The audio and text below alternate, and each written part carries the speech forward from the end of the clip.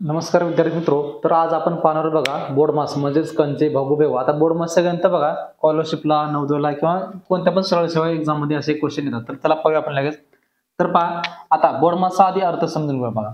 आता हे बोर्ड मास दिलाय. तर बी म्हणजे काय असते ब्रॅकेट, ओ म्हणजे ऑफ, डी म्हणजे डिव्हिजन, एम म्हणजे मल्टिपल, ए म्हणजे ऍडिशन्स, एस म्हणजे सबट्रॅक्शन.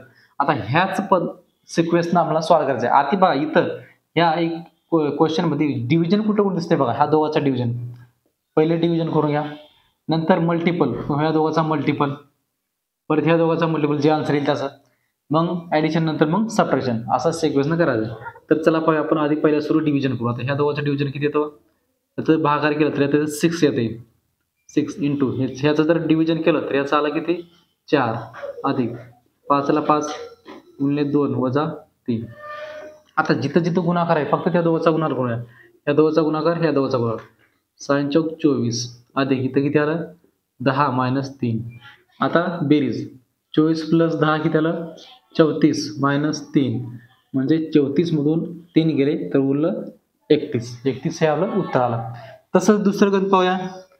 आता बघा भागाकार जिथं तिथंच भागाकार बघा. हे दोघांचा भागाकार करा पहिलं. हे जसं तसं लिहायचं ॲज इट इज. 3 गुणिले 5 अधिक इथं किती आलं 5 चौक 20 म्हणजे इथं 4 आलं, अधिक ह्या दोघांचा भागाकार किती आलं बे एक बे म्हणजे ह्याला 1 आलं.